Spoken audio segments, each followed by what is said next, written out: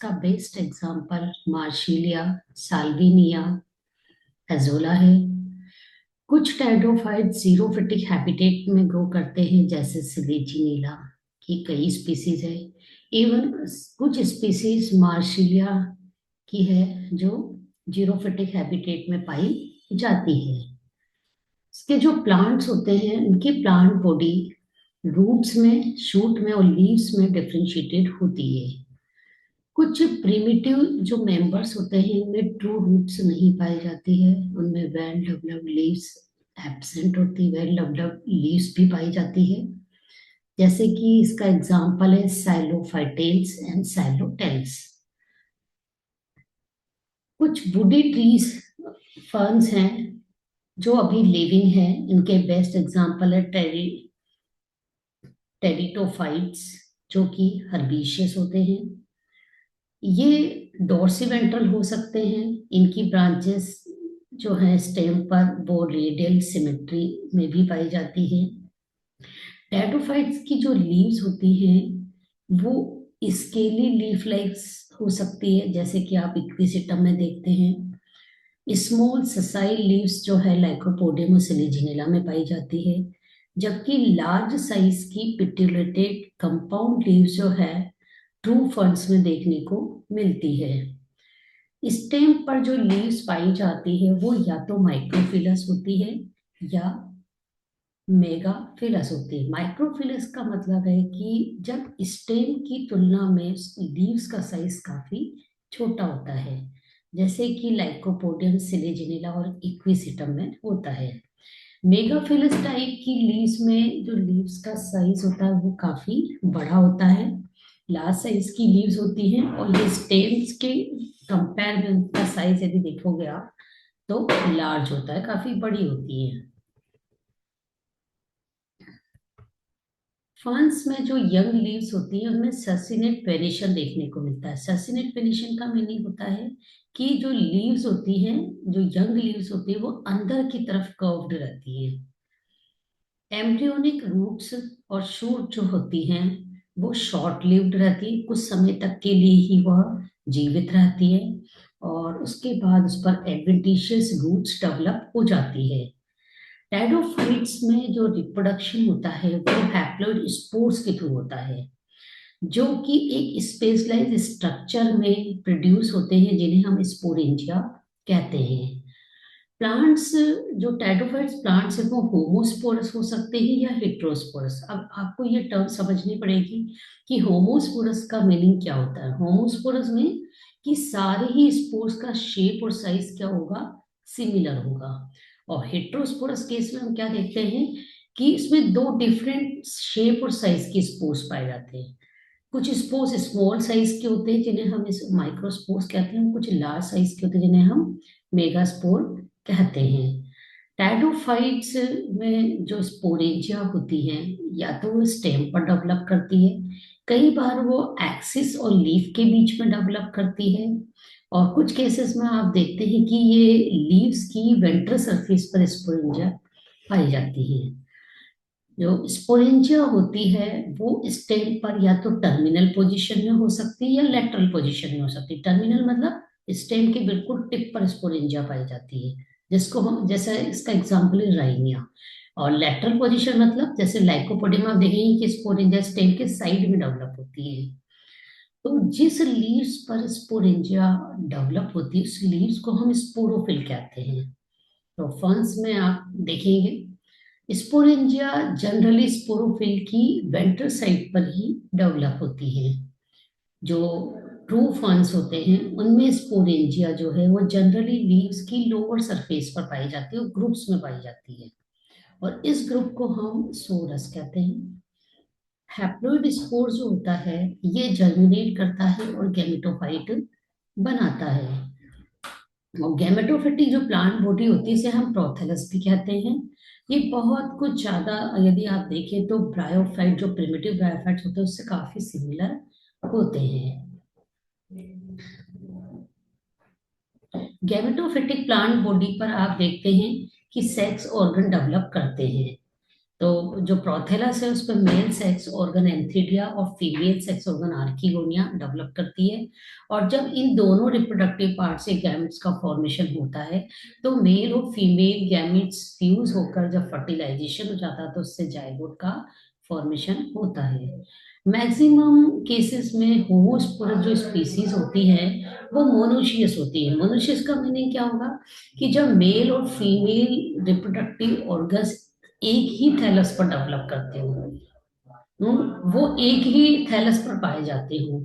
और heterosporous type case में क्या होता है कि जब एंथीडिया और आर्किगोनिया दो डिफरेंट डिफरेंट थैलस पर प्रोथेलस पर डेवलप करते हो तो सेपरेट प्लांट पर ये पाए जाते हो। माइक्रोस्पोर जब भी डेवलप करता है तो वो मेल गेमेटोफाइट बनाता है, मेल प्रोथेलस बनाता है। और माइक्रोस्पोर मेल प्रोथेलस बनाता है और मेल प्रोथेलस पर मेल सेक्स ऑर्गन एंथीडियम का डेवलपमेंट होता है। इसी तरह से जो मेगास्पोर होते हैं वो जब भी जर्मिनेट करते हैं फीमेल प्रोथेलस डेवलप करते हैं और फीमेल प्रोथेलस पर female sex organ archegonia produce होती है।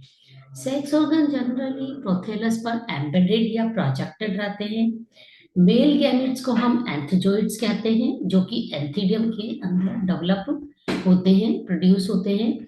जबकि एंथोजोइड्स जो होते हैं वो मैक्सिमम यूनिसेलुलर, स्पाइरली कोइल्ड और फ्लैजिलेट होते हैं।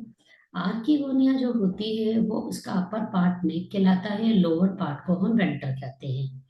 आर्किगोनिया नेक जो होती है या तो वो प्रोजेक्टेड रहती है और वेंटर के अंदर एम्बेडेड रहती है, धसी हुई रहती है, और प्रोथेलस के अंदर वो एम्बेडेड रहती है। और वाटर जो है फर्टिलाइजेशन के लिए नेसेसरी होता है, तो फर्टिलाइजेशन के लिए वाटर की नीड होती है।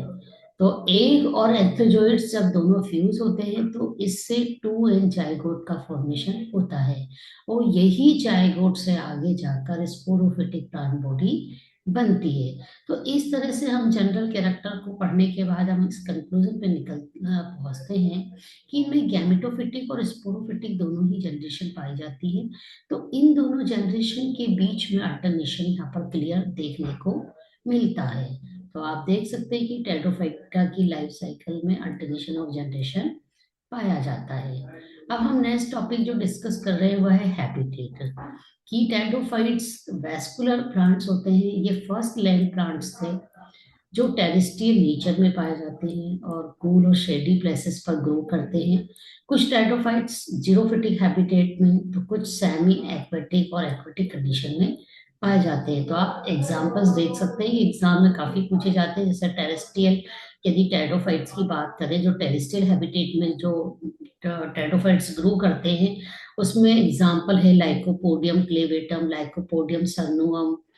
तो इस तरह से आइसोइटीज। और कुछ जो टेट्रोफाइट्स होते हैं वो एपीफाइट होते हैं, यानी वो किसी और के ऊपर ग्रो करते हैं, जैसे साइलोटम की स्पीसीज है, सिलेजिनिला है। और कुछ फ्यू एग्जांपल्स आप देख सकते हैं जो फर्न्स पर एपीफाइटिक ग्रो करते हैं। तो ये एग्जांपल्स है, आप टेट्रोफाइट्स देख सकते हैं।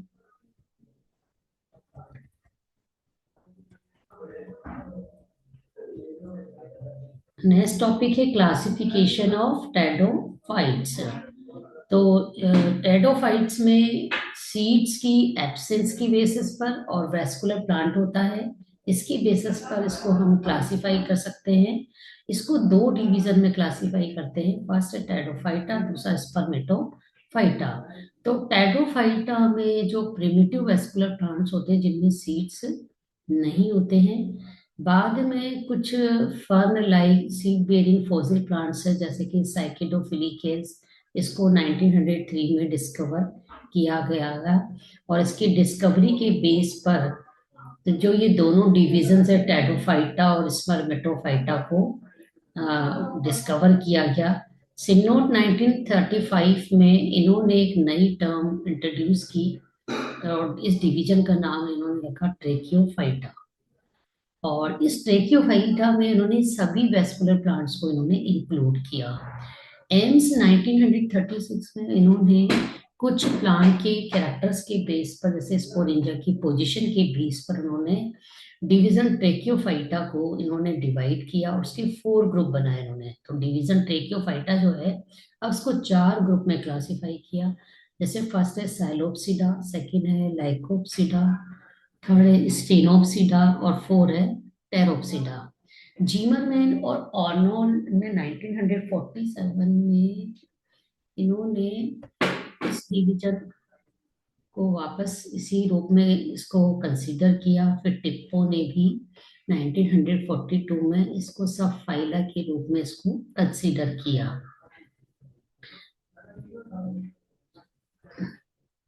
तो ये इसका क्लासिफिकेशन है।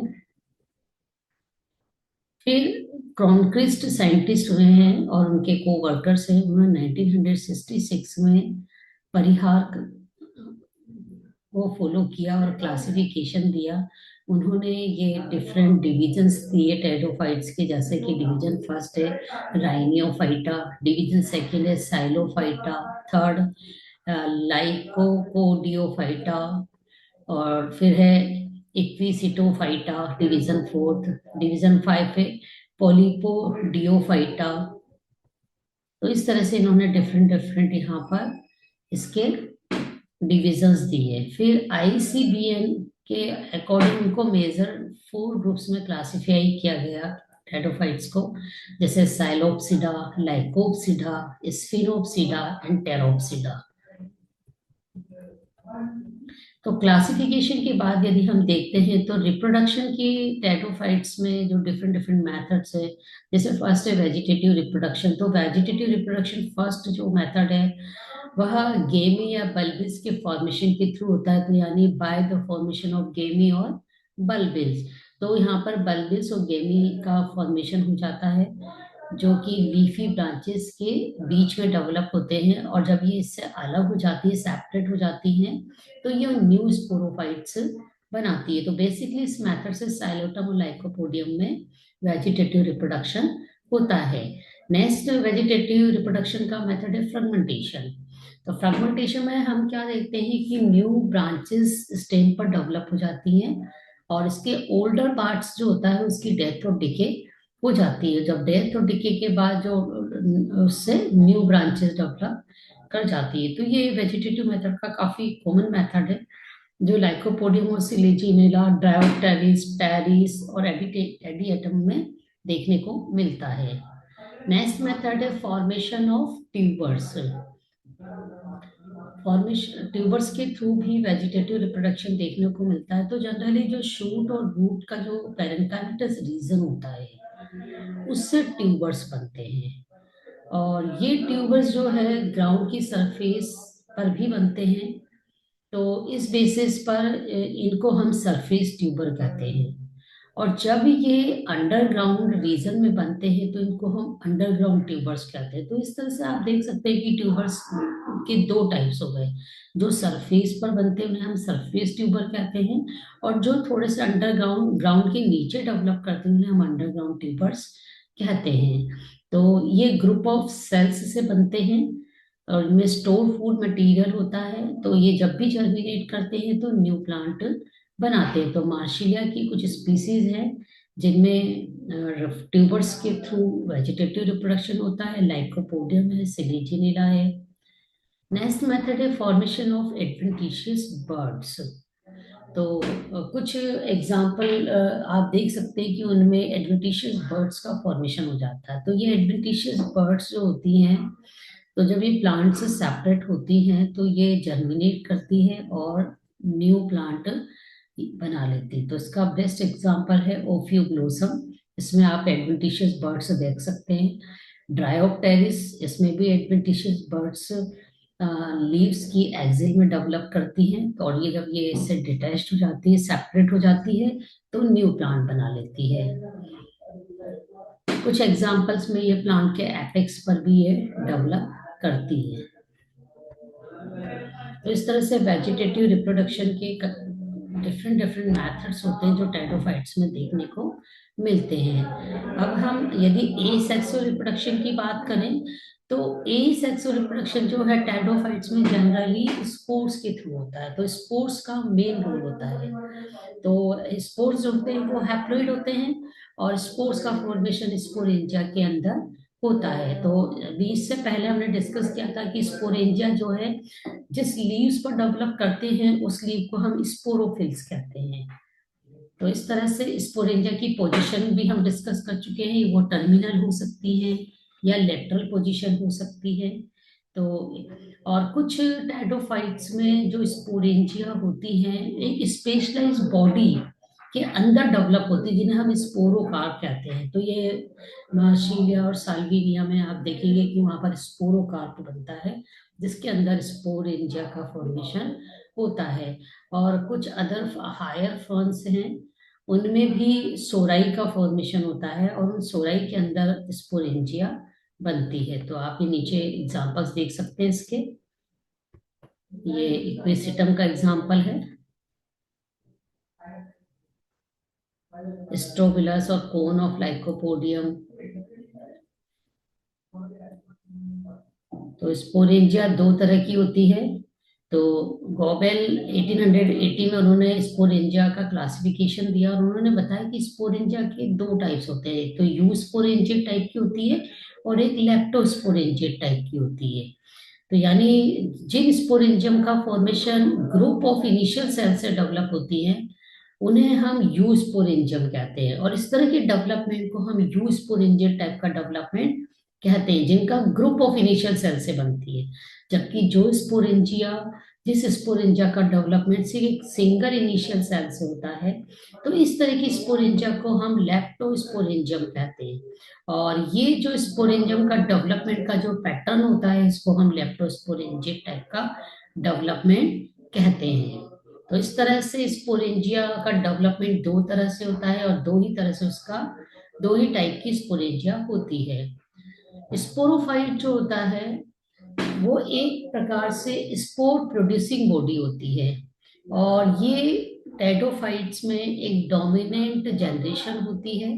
तो इसकी लाइफ साइकिल जो होती है टेरिडोफाइट की, वो स्पोरोफिटिक होती है और डोमिनेंट होती है। तो इस तरह से यहाँ पर भी टेरिडोफाइट की लाइफ साइकिल में भी टिपिकली हम देखते हैं कि स्पोरोफाइट और गेमेटोफाइट जनरेशन दोनों के बीच में ही अल्टरनेशन पाया जाता है। तो दोनों के बीच में अल्टरनेशन ऑफ जनरेशन देखने को मिलता है।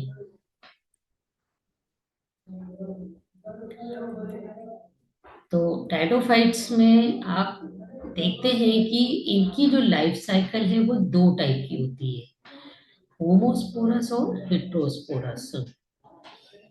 हेट्रोस्पोरस टेरिडोफाइट्स जो होते हैं इसमें दो तरह के स्पोर्स बनते हैं, जैसा कि अभी इससे पहले हमने जनरल कैरेक्टर्स की जब स्टडी की तो हमने देखा कि जो लार्ज साइज के स्पोर्स होते हैं इनको हम मेगा स्पोर्स कहते हैं, और जो स्मॉल साइज के स्पोर्स होते हैं इनको हम माइक्रोस्पोर्स कहते हैं। तो इस तरह से जो माइक्रोस्पोर्स जब जर्मिनेट करते हैं तो मेल गेमेटोफाइट का फॉर्मेशन करते हैं, और मेगा स्पोर जब जर्मिनेट करते हैं तो फीमेल गेमेटोफाइट का फॉर्मेशन करते हैं। तो इस तरह से टेरिडोफाइट्स होमोस्पोरस और हेट्रोस्पोरस दोनों ही हो सकते हैं। तो इस बेस पर इन पे लाइफ साइकिल भी दो तरह की होती है। जब होमोस्पो ये हेट्रोस्पोरस सेकंड, इसमें दो तरह के स्पोर्स बनते हैं, और दोनों तरह के जो स्पोर्स होते हैं ये देखिए जायगोट बनता है। ये जो मेल गेमेटोफाइट है, मेल गेमेटोफाइट पर एंथिडियम का फॉर्मेशन होता है, और एंथिडियम पर एंथ्रोजोइड्स या स्पर्मेटोजोइड्स बनते हैं। इसी तरह से फिर ये जो मेगास्पोर होते हैं ये जर्मिनेट करते हैं तो फीमेल गेमेटोफाइट बनाते हैं, और फीमेल गेमेटोफाइट पर आर्किगोनिया का फॉर्मेशन होता है, और आर्किगोनिया में एग बनता है। जब इन दोनों का फ्यूजन होता है, फर्टिलाइजेशन होता है, तो इससे जायगोट का फॉर्मेशन होता है, और जायगोट आगे जाके स्पोरोफाइट का फॉर्मेशन करता है। तो स्पोरोफाइट में मियोसिस से आगे जाके स्पोर्स बनते हैं। तो माइक्रोस्पोर मदर सेल से माइक्रोस्पोर बनते हैं, मेगास्पोर मदर सेल से मेगास्पोर बनते हैं। तो इस तरह से इसकी लाइफ साइकिल में होमोस्पोरस और हेट्रोस्पोरस दोनों डिफरेंट टाइप की लाइफ साइकिल होती है।